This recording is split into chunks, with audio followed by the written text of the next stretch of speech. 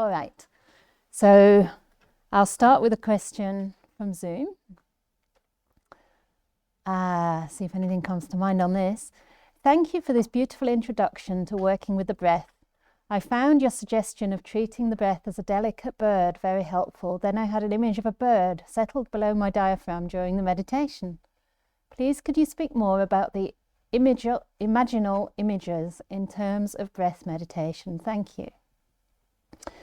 Yeah, I think it varies from person to person as to what resonates for you. It's interesting that the bird did resonate because that's the Buddha's own simile. He talked about a little quail, that if you crush it, if you hold it too tightly, it gets crushed too loosely and it flies away. So I just adapted it because I'm also not so concerned at this stage on a 3-day retreat about the breath flying away. I'm more concerned with creating those wholesome qualities in the mind whereby the breath will enter and can stay with your mind fairly easily. So in the beginning, I'm less worried about the mind wandering and more interested in encouraging that arising of right intention. Because when you get the motivation, the intention, the attitude right, everything else starts to fall into place. So I can share one more little image I once had. It sounds a bit crazy. It's always strange to share one's personal kind of creations during meditation, but this was again on a long rains retreat. As monastics, we do 3 months rains. At least I commit to that every year, and it's really 3 months of solid meditation. That's the way I can function in my role. And that was that the breath was coming to my mind almost like for servicing. So it was coming in and I was like the service station that was like looking after this breath. And my mind was so happy to see the breath. And the breath was so delighted to see my mind that it got really happy. And it was like each breath was kind of almost like cleaning the window of my mind, like the windscreen of a car. So each breath was kind of cleaning it with all this loving kindness, but not expecting the mind to become bright, not expecting the mind to be beautiful, just caring for the mind. And it was so delighted to see the mind that the breath felt very happy. So each breath was like a little being cleaning this window screen of my mind. So I don't know, for me, that kind of thing is usually spontaneous. It's not something I kind of think about first and then try to apply. It's just an image that comes into my mind quite naturally as I practice the meditation. So I don't kind of cling to the image, but it's just whatever perception, whatever imagery helps to calm the mind, to brighten it up, to bring that happiness. It doesn't really matter what it is. Obviously, we have to differentiate between fantasy and reality. So you have to use these things as skillful means, but also, don't cling to them as methods in and of themselves. Because, sometimes something works and the next time if you sit down intending it to work, it usually won't. Because again, the wanting, the craving has crept in. So it only works when we're unconditional with these things. We do them because it's just fun to do. And it works at that time. So I can't really think of more images right now. But you'll probably start to see the breath more and more as an image if you continue with this meditation practice on focusing on the bare occurrence of the breath. What tends to happen is that the mind starts to interpret that breath as a mental image, something very, very simple though, nothing sort of convoluted like a bird or like the breath cleaning the mind, but something more like softness or brightness or a glow, something like this in the mind. And that's the beginning of interpreting the breath through the mind door instead of through the body sense. Okay. Okay, I'll do one more on breath meditation from here and then I'll come to people in the room. Would you encourage changing the place of focus when it comes to the breath? I've been focusing near the nose for a long time and it comes quite naturally now, but I caught a cold and my nose is blocked, giving a feeling of suffocation when I stay at the nose. Do you think I should change it consciously or not interfere and just give metta to the feelings that come up? Thank you for all your instructions. I'm really enjoying this retreat. Excellent. So the word focusing for me sometimes rings a little bit of an alarm bell. Not that it's wrong, but just that it tends to connote a little bit of effort and force that maybe just a little bit too much. of course, when we've been practicing that way on the nose area for a long time, it does come naturally, and then you can let go into that rather than kind of hold it tightly in one place. So yeah, maybe this is an opportunity to let go a little bit of concern for where that breath arises, and just notice breath in and of itself, because you are breathing, you know, whether it's through the nose or the mouth, or I don't know, through the pores of your body, but I'm pretty sure it's your nose or your mouth. So there is breath there. So it's a good opportunity, I think, to, of course, give metta to any feelings that come up, especially if you're getting frustrated or irritated. It's always a troubleshooting method, in a way, to overcome any ill will, any restlessness, you know, frustration with the practice. So metta is always a good thing. But at the same time, I think it might be helpful for you to just learn how to experience breath as breath without so much emphasis on where it arises. Because eventually we have to let go of that anyway to get into deeper stages of meditation. So I hope that helps. And yeah, anything else from the floor? Yeah, hi. Do you have any ideas for dealing with drowsiness in meditation? Because sometimes I'm like breathing and then I start thinking some weird stuff, and I think I might be going into like a little bit of a dream. Yeah. And that was really troubling me a lot. Well, not troubling. Yeah. So the person's asking about drowsiness and whether I have some suggestions, because when they're observing the breath, they go into a little bit of a dream state for a while, and the thinking is a little bit dreamlike. So I'm sure that's something pretty much everybody here can relate to. And I was having this conversation with a couple of people already today. So contrary to many teachers' advice on this, I have practiced the instructions that my own teacher in Perth gives with a little bit of faith, which is to actually let it be and leave it alone and not to be concerned with it. As you said, you know, in the question, that you felt a little bit frustrated, but you kind of knew that wasn't very appropriate. And that's really true, that doesn't help the situation, because basically you're tired. So again, the mind has been used to kind of very prominent objects, you know, things that captivate the senses and grab the mind. And now you're going to something subtle like the breath. And of course, it's a much more peaceful rhythm. You know, it's the rhythm that our mother breathed when we were breastfeeding or when we were held on her chest. You know, there's this very soothing rhythm to the breath. So it does tend to lead to the drowsiness initially. And it's your first day, I think, with us now. So, you know, this is very, very natural. And ideally, you'd have a retreat that lasted 10 days or 20 days or 30 days, and naturally the mind would start to brighten. So don't worry about that. It's almost like when you try to stop the car that's running at 110 miles an hour, like our taxi was actually. Were you in that taxi? Or was it Derek? Yeah, I got a taxi with Ajahn Brahm with my teacher, and the guy was going 110. I knew it was fast, but I didn't look at the speedometer. I tried to relax. And then afterwards, Derek said, it was 110 miles an hour. It's like, okay. So if you're expecting the car to suddenly stop, it's going to create a big accident. So it's almost like the drowsiness is part of the brake system in the car.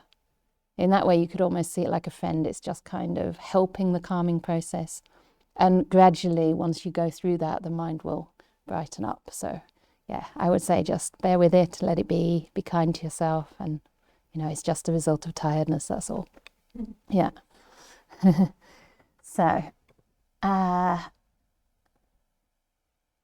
yeah.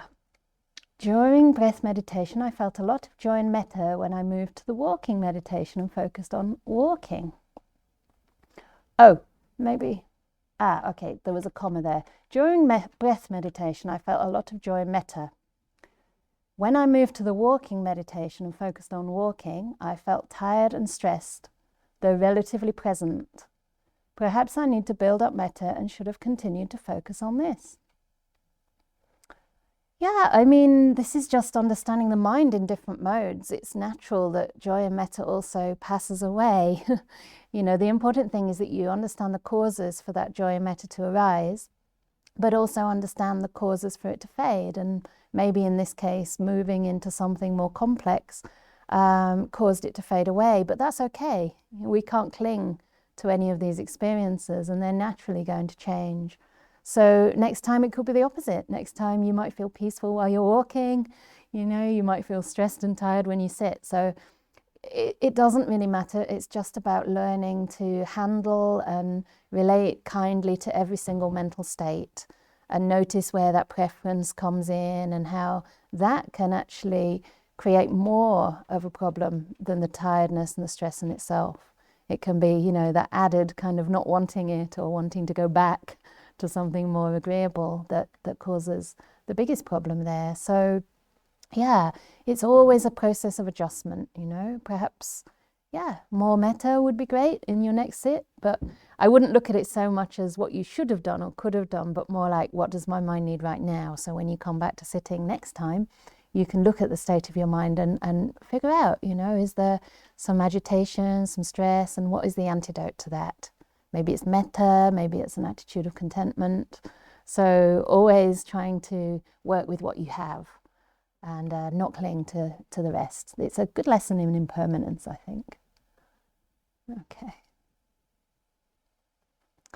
Okay, this is nice. When I wanted to send metta to a friend at the beginning of the meditation, instead I felt gratitude for what she'd done for me one day. With this gratitude in mind, I turned to the breath, and then it overwhelmed me and became a crying meditation. I tried to find out what was behind those tears, feeling of missing her, wishing to be there, but finally waited until it passed. This never happened to me before. How to handle such a situation? The way you have, I think. That's totally fine. I mean, sometimes these strong emotions like gratitude and love, they kind of unlock something inside, which is a kind of tenderness or a sorrow. I often find that the two are very close, actually. It's like a melting, a softening of the heart. So sometimes emotions that we've been kind of pressing down come up, and sometimes in that sorrow or that sense of missing someone, there's something very beautiful and poignant there as well. So I think it's fine. I mean, it depends how you were waiting. Were you waiting until it passed, as in, oh, I want it to go away, I'll bear with it? Or were you waiting with kindness, like waiting, with patience and gentleness and interest towards that state of mind? So that's really the key, like in all meditation, whatever you have is not in your control. Whatever arises is beyond your control. You can't predict what's going to come up when. But what you can do is maintain this wholesome attitude to it and make sure you're relating to it kindly. So many, many things are going to happen that have never happened to you before, but it doesn't really matter, because that attitude, those 3 right intentions, can become the way you relate to anything, and it will always transform them in a wholesome way. So, anybody in the room? Yes, one here. Oh. Yeah, you talked about happiness, cultivating happiness, and then you talked about pure, refined happiness. And then I think probably you were trying to get, I'll use rough words, but trying to get us to go to the pure, refined happiness just in that last meditation, but I fell asleep. So. But I'm just wondering about how much really you need to be meditating to get to that state. And I know these states aren't constant, but because I might meditate, twice a week or 3 times a week. And then you're talking about going on longer retreats. I'm just wondering about,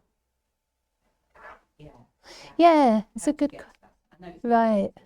No, it's a really good question. So the person's asking, for the sake of the Zoom, that we talked about happiness and then like refining it and purifying it and getting to this like really pure, refined state of happiness through meditation, and they're wondering like how much they need to meditate in order to so-called get to it, but they know that it's not getting.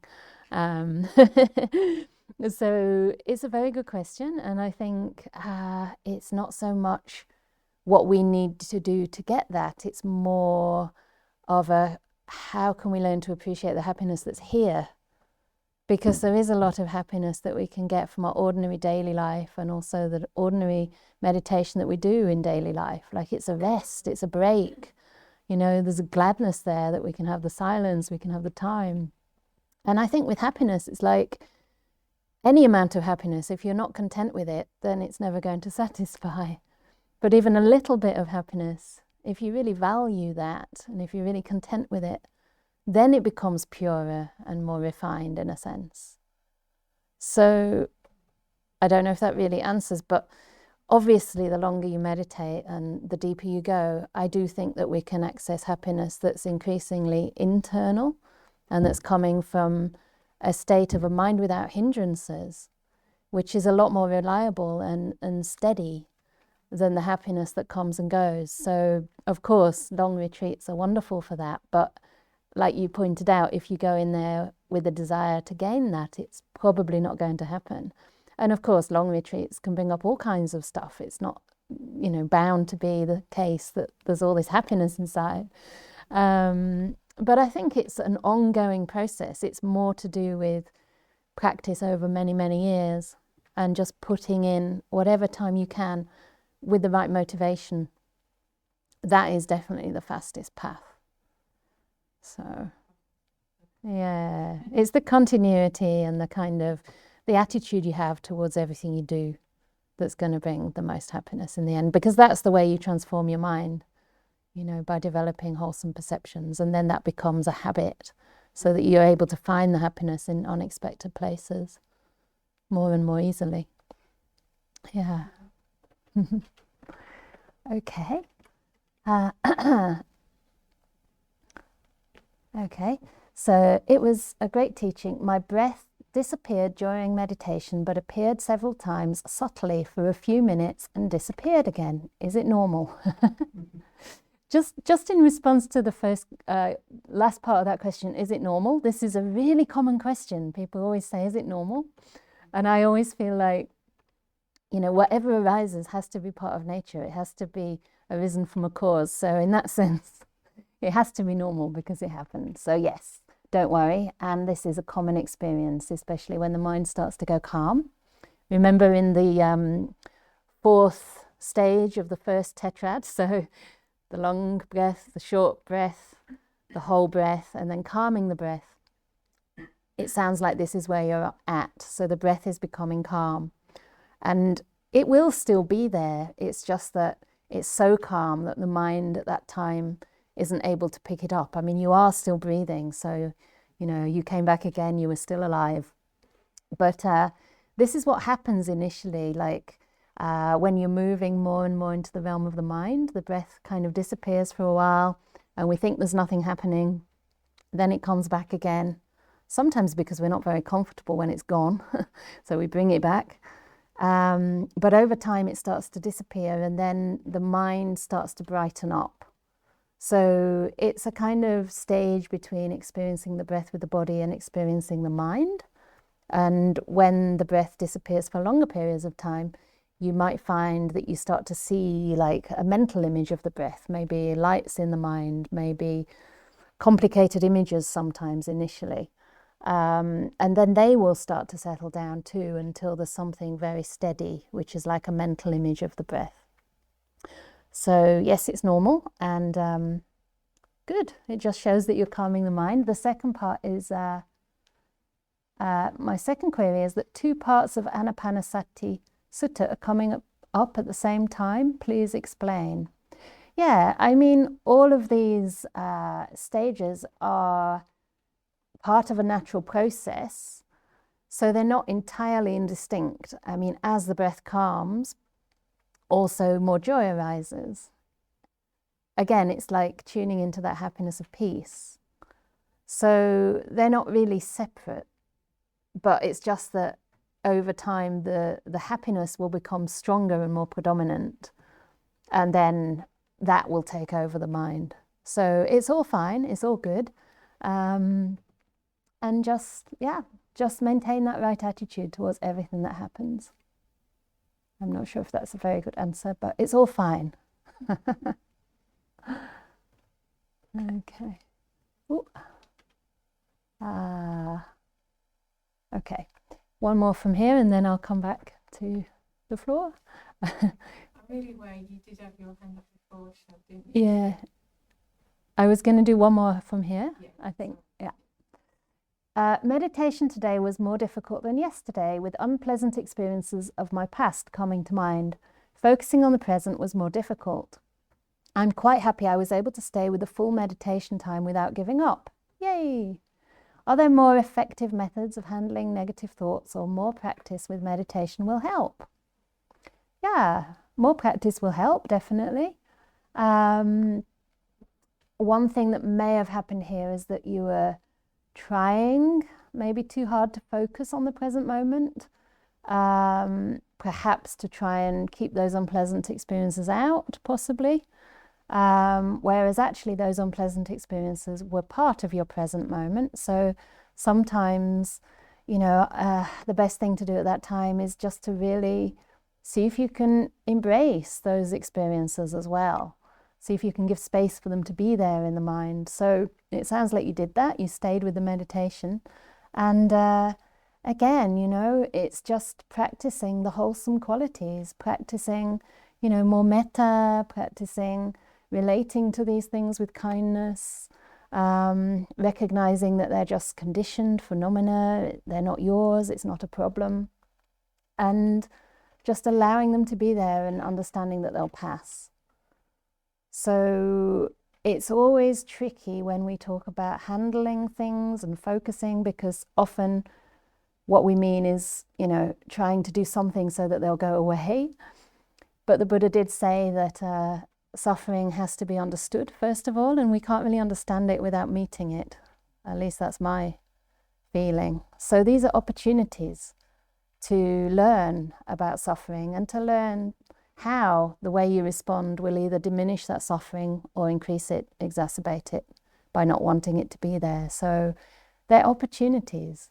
And sometimes if it's really difficult, it's okay to move as well and do some walking meditation or start to recite some phrases of loving kindness. You can also have some self-compassion. This is difficult right now. I'm here for myself. I care for myself. You can add these kind of things to your meditation just to help you stay present rather than pushing things away. Okay, so on the floor. Did you want to? Yeah, go for it. It's sort of a follow-on from Liz's question, which is, I guess, when you say that, as you go on with your practice, you'll find the joy and the happiness just more naturally arising. Is that your experience from your life? Great question. So someone's asking if the happiness and joy gradually increasing is my own experience from my own practice and life. So I guess one way I describe it is that there are ups and downs in everybody's life. Like there are times of happiness and times of quite deep suffering still for me.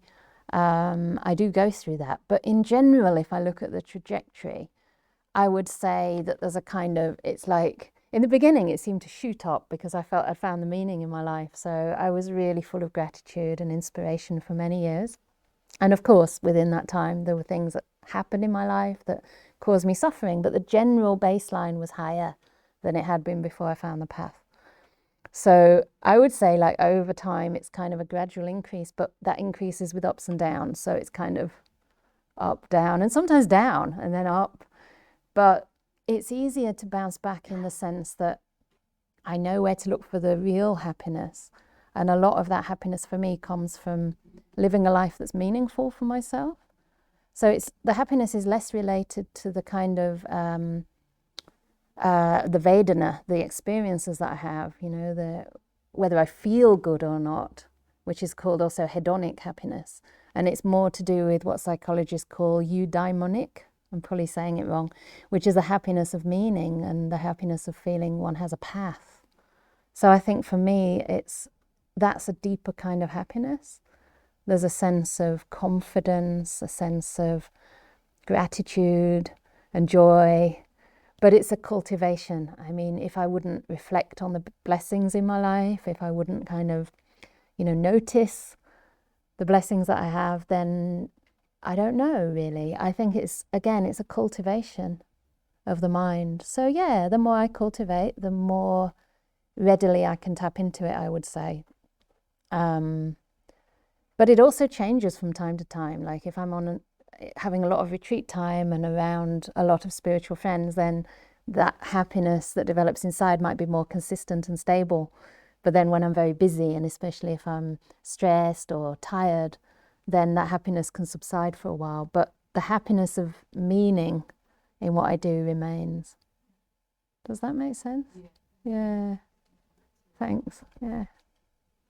Okay, I'll come back to the Zoom. How much longer do we have? We have another 10-15 minutes. So someone already asked about that. How do I scroll? Here we go.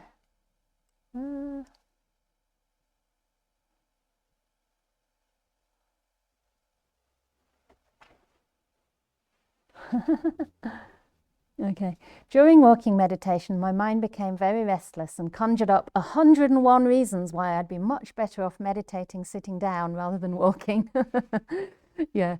We're not laughing at you, but we're just laughing because this is an experience that I'm sure most people can relate to. It's simply restlessness. It's just, one of the hindrances to meditation that we all experience from time to time. I'm new to walking meditation and found it rather forceful. However, walking is one of the 4 postures, so surely a valuable practice. Any suggestions? Yeah, my main suggestion, I guess, is to take everything that's offered here as part of a retreat. So it's like a platter. It's like being given a kind of cheese board with different kinds of cheese. And, you can pick one or the other. Like you're basically getting introduced to all the different kinds of cheeses. But eventually, like in your daily life, you find which ones work for you the best, which ones are more flavoursome and more nourishing for you. So, you don't have to do the walking at a certain time. You can pick these things up when, for example, your mind is a little bit active. The walking meditation can maybe help to calm it down. Or sometimes you might find walking meditation really peaceful, and then you want to continue it longer. So generally speaking, I mean, you don't have to do walking meditation, but you'll find that it works in different ways at different times. So don't worry about it. It's not really what you do in your meditation that's important. It's more that meditation is a portal to see the way the mind works, to see the way we do conjure up all these reasons to avoid the present moment when we don't like it very much, right? And you'll be doing that anyway, like whether you're walking or sitting. Sometimes when I'm working, I do that. I conjure up 101 reasons why I didn't ordain to sit at a computer. It's true, right? But I've learned to just notice that as restlessness and discontent. And then when my mind's in a much more positive and metaphor and loving mood, I think, oh, isn't it great? I don't mind sitting at the computer and getting completely burned out as long as people benefit. So it really depends on one's state of mind. But I think it's very nice that you noticed what was happening in your mind. And that's really the progress. We meditate not for results, but to understand what's going on. Okay. So I think it's the floor's turn. Is there anyone who hasn't asked a question? I'll come to Shad if not. But I want to give people who haven't asked yet anything a chance. Or you don't have to ask, you can comment or share. Yeah, nothing. Did you still have a question? Yes. This morning you talked about right efforts amongst other right things. And what that does for me is it suggests there is wrong effort. Yeah, correct. Stephen Batchelor talks about wise effort, which I kind of feel brings in insight and wisdom rather than right and wrong. Yeah. What do you think about that? Yeah. So the person's asking, did you hear that? Because she's quite close. Some people did. About right effort, yeah, the word right for sama, and that implies there's a wrong. Well, firstly, I'd say there is a wrong, absolutely. Because as I said, we can be making effort in the wrong direction. We can be making effort to acquire. We can be making effort to kind of gain more than our share. We can be making effort to be stingy and selfish, and that's not right, either morally or in the sense of helping us progress on the path. So I don't mind the word wise, because obviously it has to be, all the path factors have to be applied with wisdom. But the thing is, anything can be wise, but which direction is it leading in? To me, the word right means right in the sense that it's leading to the goal that the Buddha laid down. It's leading to enlightenment, and in that sense, it's right according to the goal. So if you want to, experience complete freedom from suffering, complete freedom from greed, hate, and delusion, it's right in that context to lead you there. So to call it wise is true. I mean, definitely there's wisdom involved in applying every aspect of the path, but, not all wisdom leads to enlightenment. So I guess I'm also not 100% on right, and I'm often wondering what a better translation could be. Appropriate could be one, because it could also be appropriate in terms of appropriate for awakening or enlightenment. But as you study these things more and more, and you understand the nuances of each limb of the path, you will see that wisdom's there. And also, as I understand the Buddha's teachings more and more, when he uses words like good and bad, right and wrong, usually good and bad, or wholesome and unwholesome, it's talking about bad in the sense that it leads to suffering, good in the sense that it leads to happiness, not as a value judgment, but more as concerned with his main teaching, which he says in a nutshell is suffering and the end of suffering. So that's how I see the path. Yeah. Great.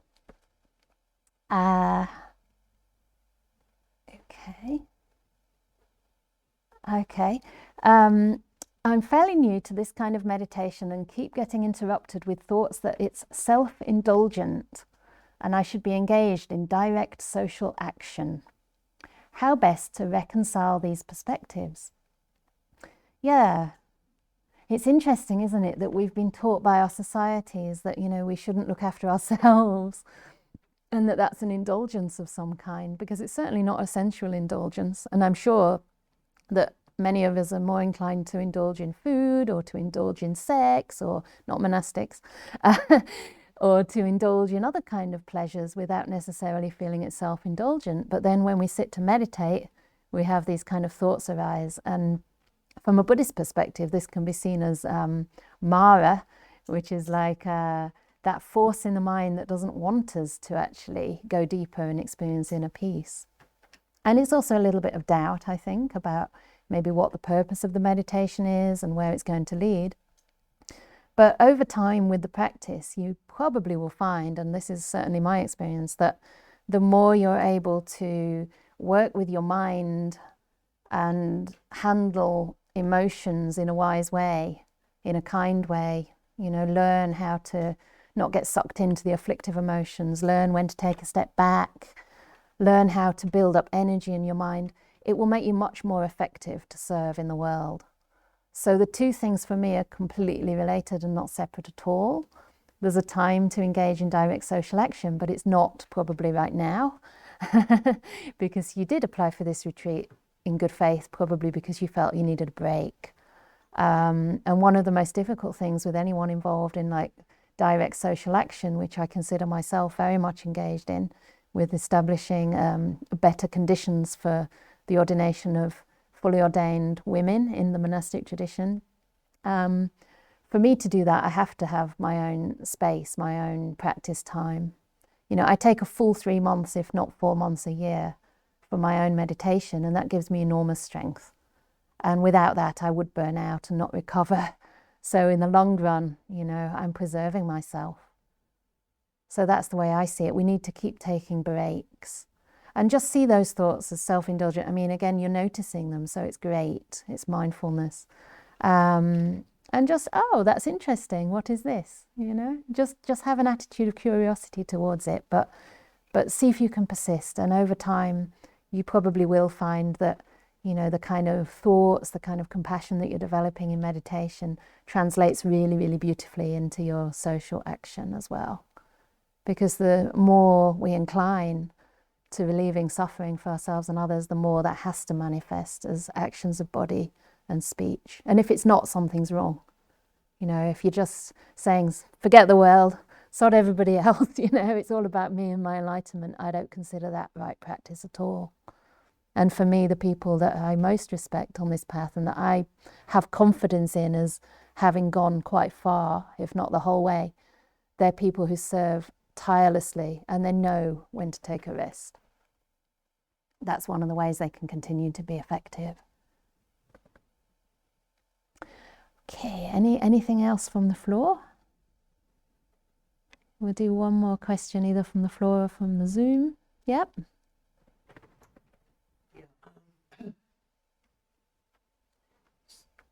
phrase that intrigued me and still keeps coming back is, there are no ordinary moments and there's never nothing happening. Uh-huh. And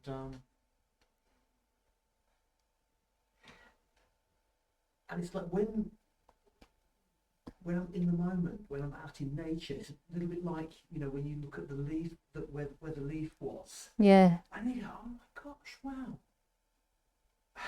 And in a sense, it's not special, but it is, because it's like our attention goes on it. Yeah.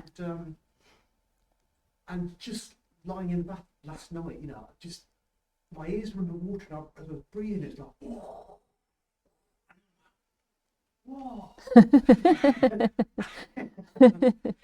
Yeah. Yeah, that's lovely. And I just kind of wondered if, in your experience, how you've managed to kind of uncover, because it's not making something happen. Right. It's uncovering what is happening. Yeah. And just finding awe in that experience. Yeah. I wonder if you've got any comments, any Yeah. from your experience or teachings. Okay, yeah.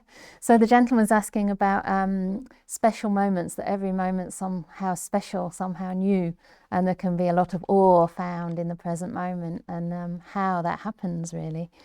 And for me, I suppose I understand it as, again, perception becoming kind of more tuned in, maybe, to the joy.